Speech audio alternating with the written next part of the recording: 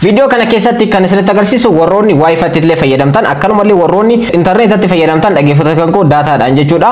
Akkaataatiin speedii internet keessanii yookaan immoo wifi keessanii dachaa sadiin dabaluu dandeessan isinitti agarsiisa. Steppii itti fayyadamtan illee baay'ee tokko salphaadha.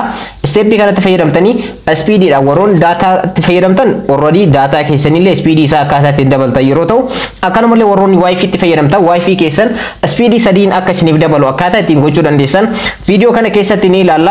Dabalataan immoo dhaggeeffattoota koo warroonni bilbilli keessan screen isaa dafee isiniif hin hojjenne jechuudha. Warroonni dhaggeeffattoota koo screen bilbila keessanii sirriitti yeroo tuuxan isiniif hin hojjenne yookaan immoo suuta jedhee isiniif hojjedhu speediidhaan akka isiniif hojjettu akkaataa ittiin gochuu dandeessan. Akkuma asirratti argitan dafee screen bilbila keessanii akka isiniif hojjettu akkaataa ittiin gochuu dandeessan isinitti agarsiisa. Kanas setting bilbila keessanii keessatti wanta sirreeffachuu qabdanidha jechuudha. Dhaggeeffattoota koo salphumatti warroonni screen bilbila keessanii yeroo keessa seentan yeroo application adda addaa cuftan yeroo waan barreessitanii social media adda addaa irratti namootaaf barreessuudhaaf yaalii taasiftan yeroo video adda addaa daawwachuudhaaf keessa seenuudhaaf jettan dhaggeeffattoota koo yeroo hedduu jechuudha bilbilli keessan stack godhee isin rakkisa jechuudha. Stack godhee isin rakkisa dafee screen bilbila keessanii isiniif hin hojjetu. Kanaaf immoo furmaata kan ta'u video kana keessatti ni ilaalla. Dhumarratti immoo dhaggeeffattoota koo tippii tokko isiniif kenna akka irraa fayyadamtan abdiin qaba. Assalamu alaikum warahmatullahi wabarakatuh. Ashama harka fuunee akkam jirtan dhaggeeffattoonni YouTube channel Sofu Marappe bakkuma jirtanitti nageenyi kan koo kan jaalalaa fi kan kabajaa isin haadha qabu jecha har'as video addaatiin walitti deebinee jirra. Video kanaan akkaataa ittiin saffisa speedii internet keessanii warroonni wifi itti fayyadamtan warroonni akkanumallee data itti fayyadamtan akkaataa ittiin dabaluu dandeessan akkanumallee screen bilbila keessanii stack godhee kan isin rakkisaa jiru ta'e akkaataa ittiin sirreeffatan ni ilaalla. Dabalataan immoo tippii tokko isiniif kenna dhumarratti jechuudha. Obboleewwan yeroo jalqabaatiif gara YouTube channel kanaatti dhuftan YouTube channel kun YouTube channel barnootaati kan teknooloojiidhaan ittiin wal bartan kan teknooloojiidhaan ittiin fayyadamtan jechuudha.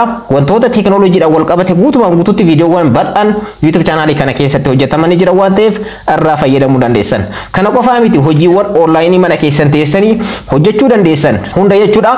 Viidiyoo bal'aadhaan kanaan dura isiniif hojjechaa ture amma isiniif hojjechuudhaan itti fufna jechuudha. Egaa salphumatti YouTube channel kana keessatti miseensa ta'uudhaan maatii ta'uudhaan salphumatti barnoota gaarii irraa argachuu dandeessanii faayidaa guddaa irraa argachuu dandeessanii. Egaa warroonni hanga maatiin ta'in subscribe godhaa. Viidiyoo kana immoo like share gochuudhaan hiriyoota keessanii dhaqqabadhaa. Amma gara barnootichaatti osoo hin ce'in egaa dhaggeeffattoota koo badhaasa tokko qopheessinee jirra. Egaa YouTube channel kun akkuma kanaan dura isiniif ibsaa ture teknooloojiidhaan kan wal qabateedha. Yeroo dheeraadhaaf kan isiniif hojjechaa turre. Amma immoo wantoota itti dabalamantu jiranii. Wantoota kana immoo gara hojiitti seenuudhaaf guyyoota muraasatu nuuf jechuudha. Tokkoffaa reaction videodha. Reaction videoowwan adda addaa YouTube channel kana irratti hojjechuudhaaf qophii keenya xumurree jirra. Videoowwan isin gammachiisan kan isin bashannansiisan akkanumallee kan irraa barattan kan irraa barachuu qabdan kan social media kana irratti adeemsifaman gabaabinaan itti kolfina ni taphanna ni kolfina jechuudha. Egaa asirratti kutaa of danda'eedha reaction videoon kan qophaa'ee dhiyaataa jiru. So kana wal qabatee dhaggeeffattoota koo warroonni intro qopheessuu dandeessan asirratti fayyadamuu dandeessanii badhaasa addaati kan qophaa'ee namni intro reaction videoodhaaf YouTube channel kan keenya ni beektanii baay'ee keessan Sofu Mar appidha.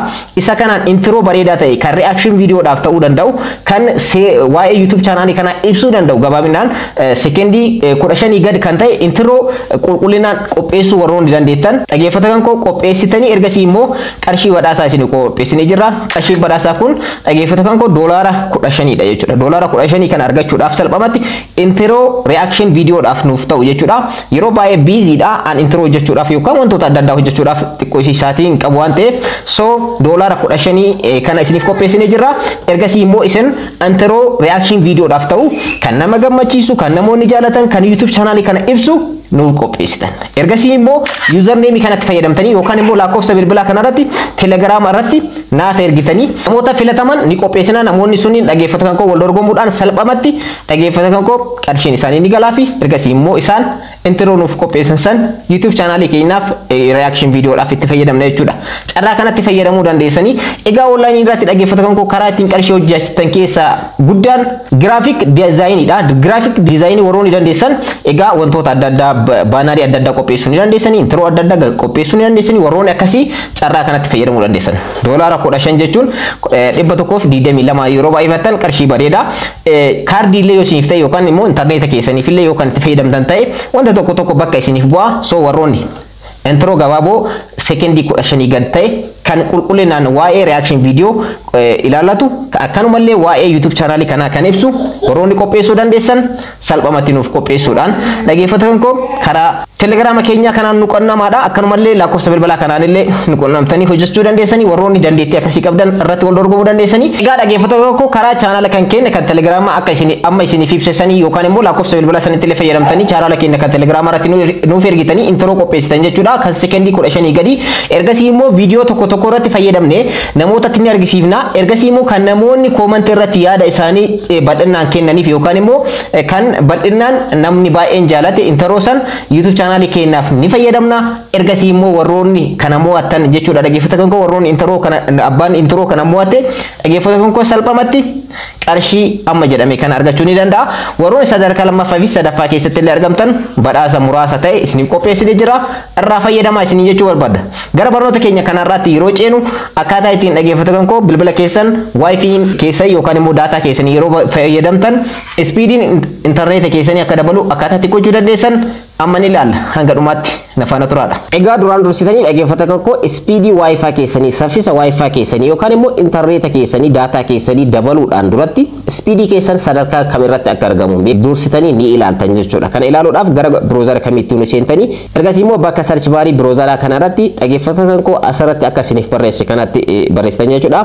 Internet speed test jettanii barreessitan. Internet speed test kan jettu kanarratti kilik gochuudhaan gara keessaatti seentanii weebsaayitii kanarratti sadarkaa dhaggeeffattoota koo yookaan immoo speedii internet keessan yookaan immoo speedii wifi keessanitti argamu asirratti test gootanii isa jalqaba kana speed test by okela kan jedhu ni argama isarratti kilik gochuudhaan salphamatti gara keessaatti seentanii ergasii immoo test gootanii jechuudha dhaggeeffattoota koo salphamatti internet keessan saffisni isaa hangam irratti akka argamu jechuudha test gootan ergasii immoo test gochuudhaaf gara keessaatti siseessa ergasii immoo akkuma asirratti argartan go kayyettu ni argamte jechuudha go kayyettu kana irratti kilik gochuudhaan salphamatti test gochuu eegaltan jechuudha dhaggeeffattoota koo timmoo test isiniif godhe dhaggeeffattoota koo isiniif kaa'ee jechuudha akkuma asirratti argartan test naaf gochuu irratti argama haala kanaan test isiniif godha jechuudha egaa duraan dursitanii test gootanii hangam irratti akka argamu erga laaltanii booda dabale moo hin daballe kan jedhu settingiiwwan amma isinitti agarsiisuudhaaf deemu kanneen erga sirreeffatanii booda deebitanii test gootanii ergasii immoo isiniif dabale moo hin daballe kan jedhu ilaaluu dandeessan jechuudha. Egaa jalqaba irratti kan isinitti agarsiisu akkaataa itti warroonni wifi-tti fayyadamtan speediidhaan internet keessan akka isiniif hojjetu akkaataa ittiin gochuu dandeessan amma steppiidhaan isinitti agarsiisa. Itti aansee immoo warroonni daataatti fayyadamtan daataan bilbila keessanii akka isiniif dabalu wantoota isin gochuu qabdan isinitti agarsiisa. Dhumarratti immoo iskiriiniin bilbila keessanii kun akka dafee akkanatti isiniif hojjetu. Iskiriiniin bilbila keessanii dafee akka staakiin goone akkaataa ittiin gochuu dandeessan. Staakillee yookaan godhu ta'ee dhaggeeffattoota koo akkaataa ittiin sirreeffatan steppiidhaan amma ni ilaalla jechuudha. Duraan dursinee akkaataa ittiin speedii wifi keessanii ittiin dabaluu dandeessan isinitti agarsiisu wifiin keessan baay'ee tokko dadhabaa yoo ta'e akkaataa ittiin sirreeffatan. Egaa gara settingii bilbila keessaniitti ni seentan. Settingii bilbila keessanii keessa erga seentanii booda ergasii immoo wifi kayyattu ni filatan yookaan immoo connection kayyattu filatan jechuudha. Connection kayyattu kanarratti kilik gochuudhaan ergasii immoo gara wifi keessaniitti seentanii jechuudha. Wifi fakkeenyaaf kan koo connect ta'ee jira wifi dha. Ergasii immoo akkuma asirratti argartan mallattoo settingii ni argamti. Mallattoo settingii kanarratti kilik gochuudhaan ergasii immoo keessa seentan. Ergasii immoo dhaggeeffattoota koo bakka wifi keessanitti connect gootanii bakki itti argamtan jechuudha. Ergasii immoo view more kayyattu ni argamti. Isee irratti kilik gochuudhaan gara keessaatti seentan. Keessa yeroo seentan dhaggeeffattoota koo IP settings kayyattu ni argamti jechuudha. IP settings kayyattu kanarratti kilik gootan.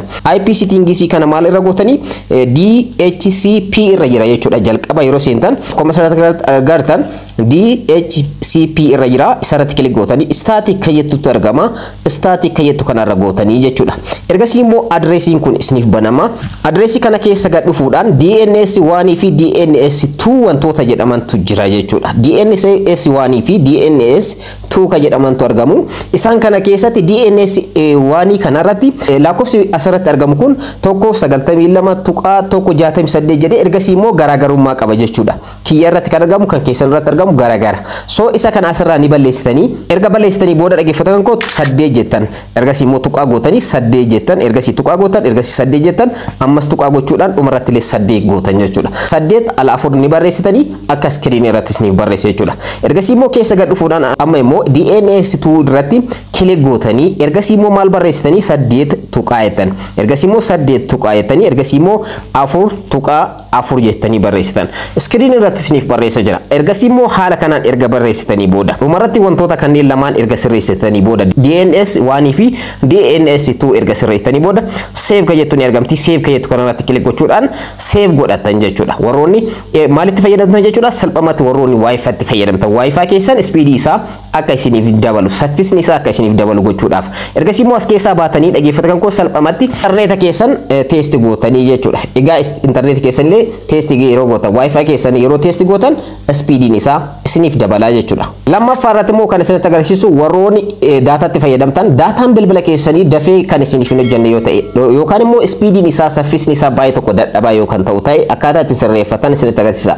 Asirratti wanti isin hubachuu qabdan wantoota lama beekuun murteessaadha. Tokkoffaa daataan keessan saffisni isaa kan murteessu dandeettii naannoo keessanitti argamu teeleeti jechuudha. Teeleen dandeettii hangam qaba? Nama hangamiitu itti fayyadamaa jiru? Yeroo baay'ee kan biizii godhu biyya keenya keessatti jechuudha.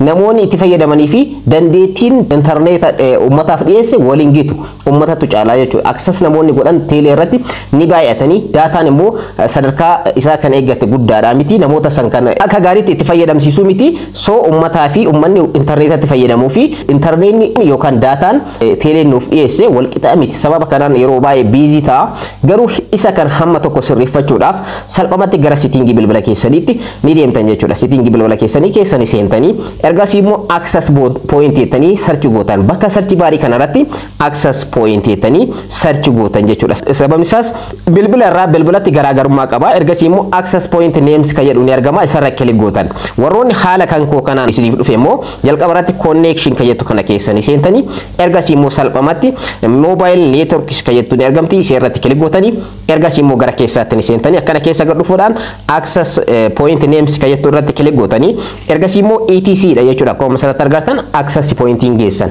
Asirratti wantoota lama beekuun murteessaadha. Bilbila keessan irraa seemii lama yoo qabaattan seemii lamaan irratti iyyuu daataa ni fayyadamtan yoo ta'e seemii lamaan irratti iyyuu steepiin tokko irratti isinitti agarsiisuun asirratti filachuudhaan tokkoffaa lammaffaa gochuudhaan sirreeffachuu dandeessan. So tokkoffaa sirreeffachuu yeroo barbaadan tokkoffaa erga filattanii booda etc ka jettu kanarra kilik gootan jechuudha salphumatti. Akkana keessa gad dhufuudhaan dhaggeeffatan ga'u wanta biraa hin tuqinaadha. Keessa gad dhuftanii auto notification type ka jedhu ni argama. Isarratti kilik gootan auto notification type ka jettu kanarratti kilik gootan.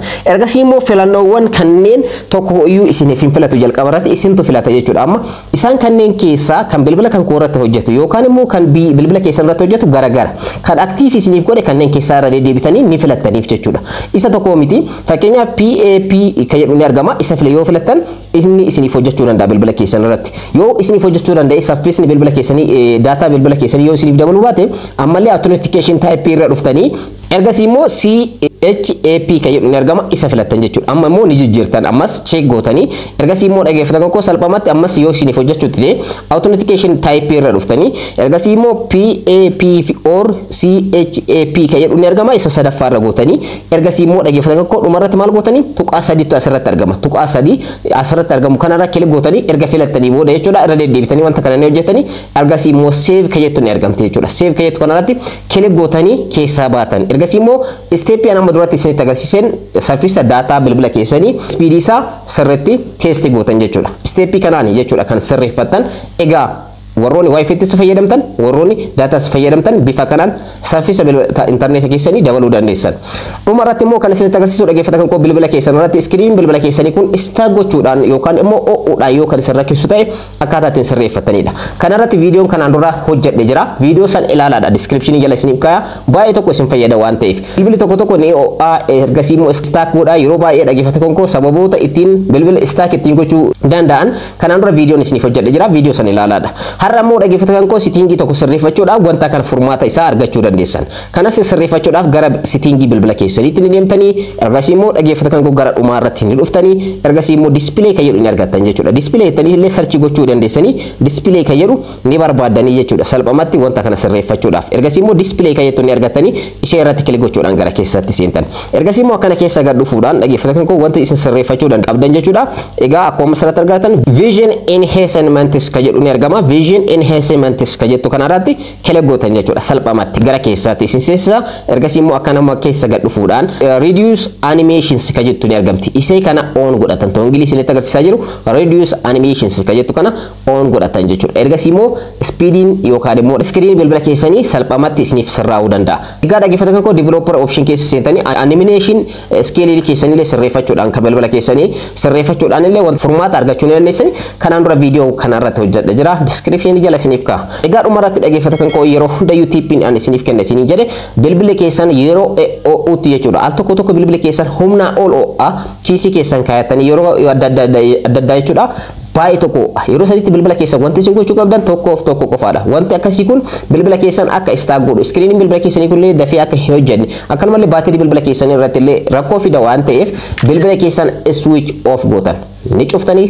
yeroo muraasaaf ni turtan jechuudha ergasii immoo irra deebitanii bilbila keessan restart gochuudhaan yookaan immoo open godhachuudhaan banachuudhaan itti fayyadamuu dandeessan so kanarraa of eeggannoo akka gootanii fi TP kanatti illee fayyadamaadha dhaggeeffattoota koo namoonni baay'een yeroo bilbila isaa OA ofiin godhu yookaan immoo hin cufu ni qabata yeroo kanatti dhaggeeffattoota koo baatirii bilbila keessanii lose godha kana irra darbee immoo bilbilli keessan salphamatti 4G ta'uudhaaf deema jechuudha wantoonni tokko tokko keessa hir'achaa deemu ergasii immoo dhaggeeffattoota koo of eeggannoodhaan yoo itti fayyadamin bilbila keessa yeroo gabaabaa keessatti dhabuu dandeessan egaa viidiyoo har'aa keessatti guutumaan guutuutti dhaggeeffattoota koo akkaataa ittiin saffisa intarneeta keessanii warroonni wifi'ttis fayyadamtan daatas fayyadamtan akkaataa ittiin dabaluu dandeessan isinitti agarsiisee jira itti fayyadamaadha egaa duraan dursee akkuma isiniif ibsee dhaggeeffattoota koo warroonni interoo qopheessuu dandeessan interoo amma isiniif ibse san qopheessuudhaan sekendii 15 gadi kan ta'e karaa telegiraama kanaatiin qunnamtanii asirratti nuuf erguudhaan ergasii immoo reaction viidiyoowwan tokko tokko yeroo hojjennu viidiyoo yeroo gallakkifnu interoo tokko tokko irratti fayyadamna namni baay'een kan jaalate interoo namni baay'een jaalate irratti